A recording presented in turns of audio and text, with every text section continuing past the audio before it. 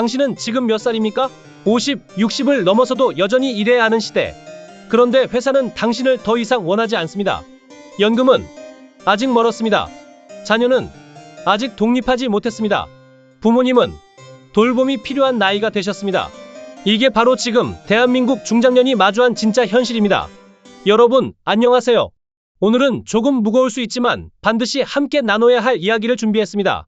바로 우리 세대, 그러니까 50대에서 60대를 살아가는 분들이 지금 겪고 있는 보이지 않는 벼랑 이야기입니다. 혹시 이런 생각 해보신 적 있으신가요? 나는 평생 성실하게 일했는데 왜 이렇게 불안할까? 오늘 이 시간 그 이유를 함께 들여다보겠습니다. 먼저 한 가지 질문을 드리겠습니다. 당신은 언제 태어나셨습니까? 만약 1970년대생이라면 축하드립니다. 당신은 지금 대한민국에서 가장 많은 인구를 차지하는 세대에 속해 있습니다. 무려 82만 명. 그 어떤 연령대보다 많은 숫자입니다. 하지만 동시에 가장 고단한 세대이기도 합니다. 우리 세대는 사회에 첫 발을 내디딜 때 외환위기를 맞았습니다. 직장을 다니는 중간쯤엔 글로벌 금융위기가 있었고 50대에 접어들 무렵엔 전염병이 세상을 뒤흔들었습니다. 한 번도 제대로 숨 쉴 틈 없이 달려왔습니다. 그런데 지금 우리 앞에 놓인 건 무엇일까요?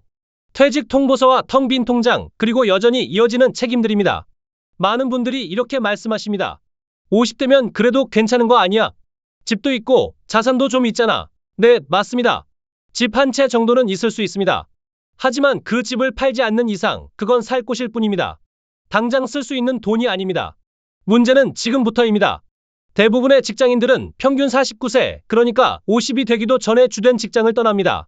그런데 연금은요? 65세부터 받을 수 있습니다. 그 사이 15년. 이 15년을 어떻게 버텨야 할까요?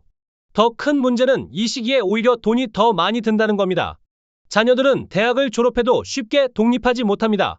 취업도 어렵고 결혼은 더더욱 요원합니다. 반대편에선 부모님이 나이 드십니다. 건강이 예전 같지 않고 병원비가 나갑니다. 누군가는 하루 종일 곁을 지켜야 합니다. 위로도 아래로도 손을 놓을 수 없는 시기. 바로 이것이 낀 세대의 현실입니다. 그렇다면 다시 일을 시작하면 되지 않을까요? 물론입니다. 누구나 그렇게 생각합니다. 그래서 많은 분들이 다시 이력서를 씁니다. 면접을 봅니다. 교육을 받으러 갑니다. 하지만 현실은 냉정합니다. 경력이 너무 높으시네요. 우리 회사 분위기와는 안 맞을 것 같아요. 나이가 좀 걸리네요. 이런 말들을 들으며 몇 달을 보냅니다. 어떤 분들은 몇 년을 보냅니다. 처음엔 이전 직장과 비슷한 조건을 찾습니다. 그 다음엔 조금 낮춰봅니다. 그러다 결국엔 아무 일이라도 하고 싶어집니다. 하지만 그 아무 일조차 쉽게 주어지지 않습니다. 스스로를 낮추는 건 어렵지 않습니다. 자존심, 그런 건 벌써 내려놓았습니다. 문제는 낮춰도 더 낮춰도 기회가 없다는 것입니다. 이것이 지금 대한민국 50대, 60대가 겪는 재취업의 현실입니다. 한 가지 역설적인 이야기를 하겠습니다. 우리는 이전 세대보다 훨씬 건강합니다.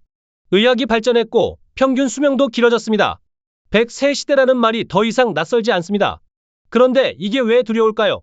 건강하게 오래 산다는 건 그만큼 오래 돈을 써야 한다는 뜻이기 때문입니다. 아프면 어떻게든 지원을 받을 수 있습니다. 하지만 건강하면 그냥 스스로 벌어서 살아야 합니다. 30년, 아니 40년을 더 살 수도 있습니다.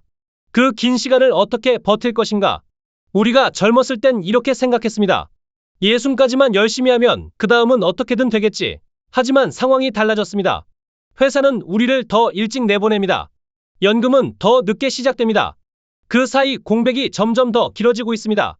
이 공백을 메울 방법을 누가 알려주나요? 아무도 알려주지 않습니다. 그저 각자 알아서 살아남으라고 할 뿐입니다. 여기서 한 가지 희망적인 이야기를 하고 싶습니다.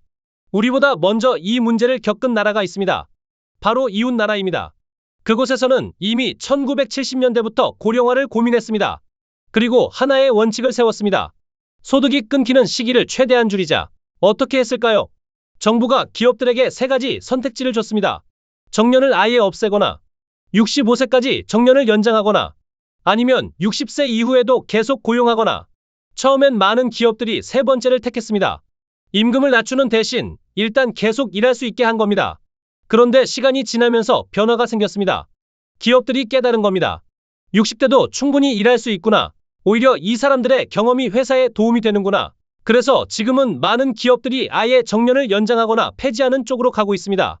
물론 이것도 완벽한 해결책은 아닙니다. 하지만 적어도 한 가지는 분명합니다. 사회가 함께 고민하고 움직이면 길은 만들어진다는 것입니다. 여러분, 오늘 이 이야기가 무겁게 느껴지셨을 수도 있습니다. 하지만 이건 우리가 반드시 마주해야 할 현실입니다. 우리는 낀 세대입니다. 하지만 동시에 가장 많은 세대이기도 합니다. 우리가 목소리를 내면 세상은 들을 수밖에 없습니다. 우리가 변화를 요구하면 제도는 움직일 수밖에 없습니다. 나이 들면 부끄러운 게 아닙니다. 일하고 싶어 하는 것도 부끄러운 게 아닙니다. 오히려 이 긴 인생을 책임지려는 우리의 의지야말로 가장 존중받아야 할 태도입니다. 오늘 이 영상이 여러분께 작은 위로가 되었으면 좋겠습니다. 그리고 함께 고민하고 함께 목소리를 내는 계기가 되었으면 합니다. 다음 영상에서 또 만나 뵙겠습니다. 감사합니다.